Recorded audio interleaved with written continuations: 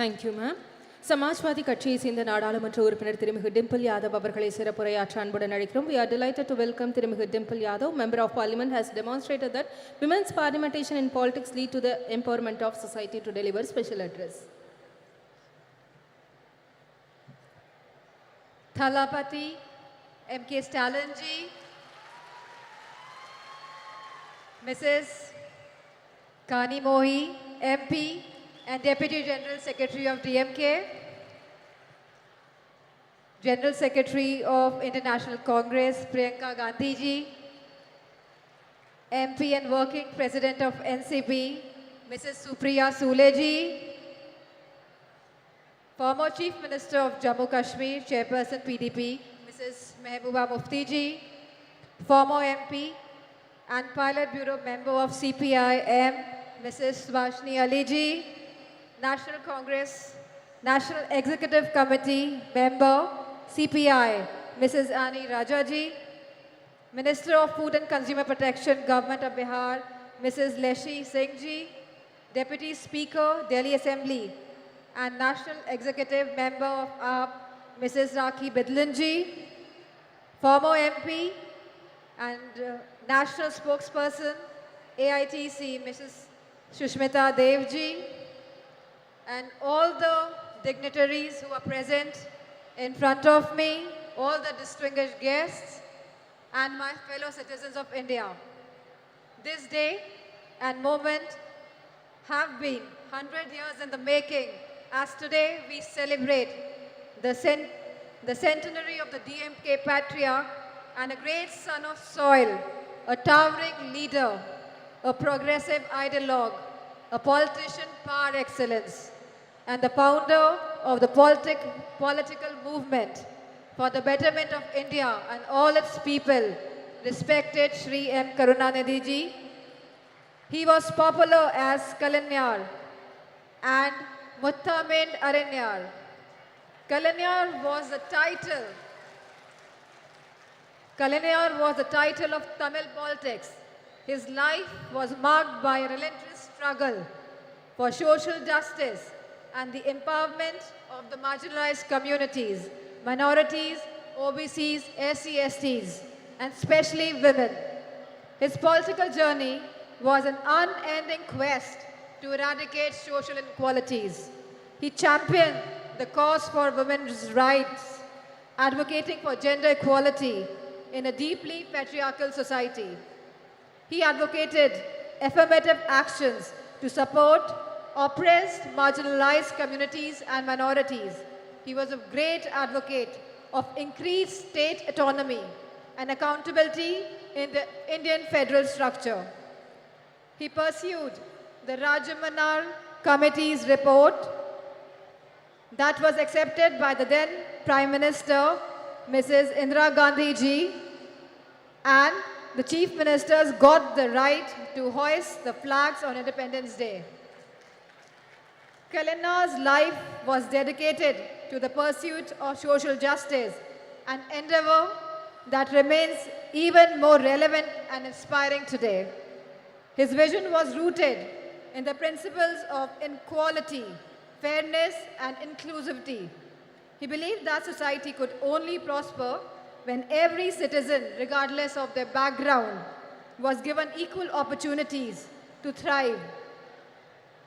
Under his leadership, the DMK pioneered several progressive policies that aimed to uplift the marginalized and oppressed sections of society. His government increased the reservation for backward classes from 25 to 31% and from 16 to 18% for SC/STs, established the first ministry for the welfare of the backward class. As a member of Parliament and a woman, I am deeply honored to address you all on this special occasion, and I want to focus on the three fundamental aspects of the vision for India: an unyielding commitment to social justice, tireless effort to protect the dignity of each individual, and untiring advocacy for women's rights. Samajwadi Party remains committed to these ideals as we cherish and uphold an unwavering commitment to protecting the respect and dignity of every individual. In a diverse India, the protection of regional, social, cultural, and linguistic identities is of paramount importance as it is integral to the identity and pride of each and every individual. Leadership in this regard is not about exclusion, but rather about pluralism and diversity. Celebrating the unique cultural tapestry that is India. Now I turn my attention to the third crucial aspect of our vision, a deep sense of commitment to women's rights. We all must be a true feminist today, advocating for gender equality, women's education and upliftment, policies that have always been advocated and implemented by the Samajwadi Party in Uttar Pradesh, found home and expression in Tamil Nadu under Kalainar. He raised girls' marriageable age, provided women one-third reservations in the government jobs, local body elections, property rights, subsidized loans, financial assistance to widows, marriage, intercaste marriages, self-help groups, vocational training programs, free power and gas connections, and rice at ₹1, and many much policies. We must recognize that women's economic empowerment is not only a matter of individual dignity, but also a path towards overall societal and economic progress.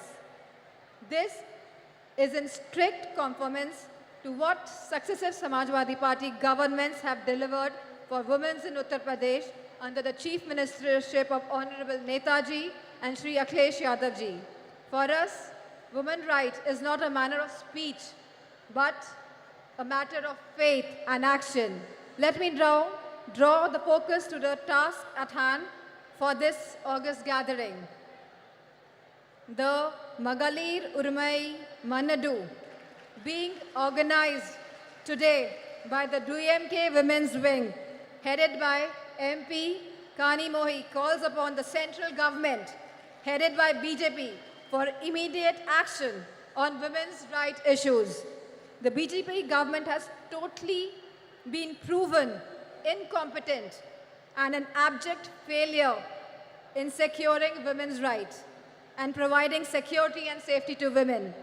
India has witnessed an alarming surge in crimes against women, particularly of the OBCs, SC/STs, and the minorities. This dire situation reflects poorly on the government's ability to ensure the safety and the security of women, especially from the OBCs, SC/STs, and minorities, who bear the brunt of this crisis. Manipur is a living example today for us. What has been seen in Manipur is really shattering the very idea of India. The data reveals that incidents of rape and sexual assault and violence against young girls, infants, women, and older women have reached to one of the highest ever under the BJP government, exposing a fundamental breakdown in social order, sense of security and law and order.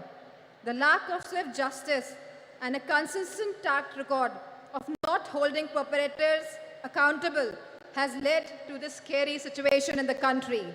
This needs to be corrected immediately. Nothing can be allowed to impinge on the right of life. In the Indian democracy, women constitute of half the population, and this active participation in politics is essential for the robust democracy and a truly inclusive society.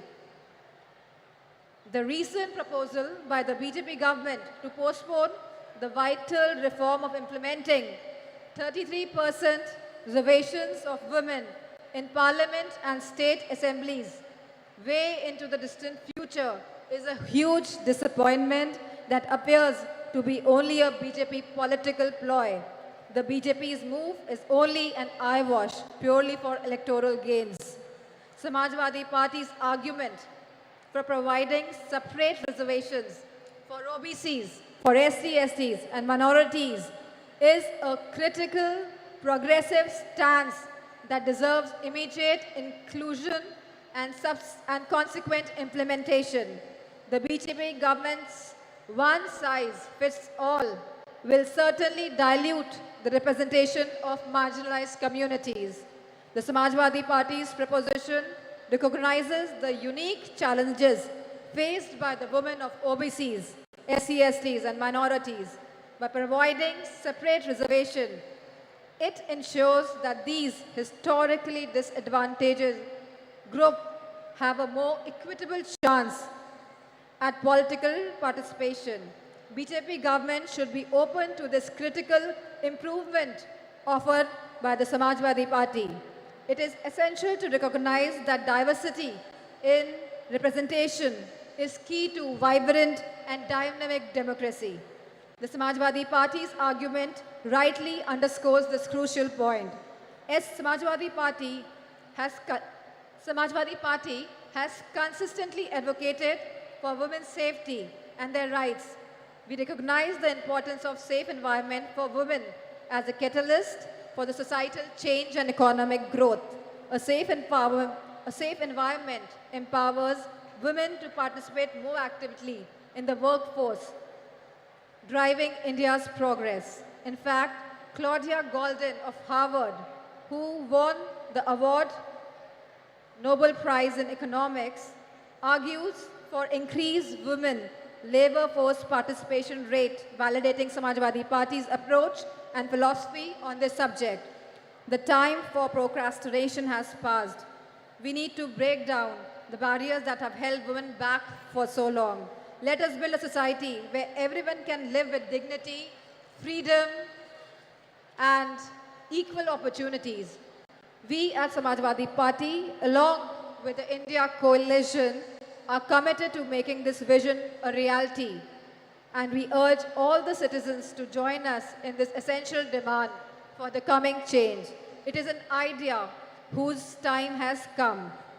Thank you, DMK, for organizing this wonderful Congress, this wonderful conference today, and for giving me this opportunity to present my views, my thoughts on behalf of Samajwadi Party.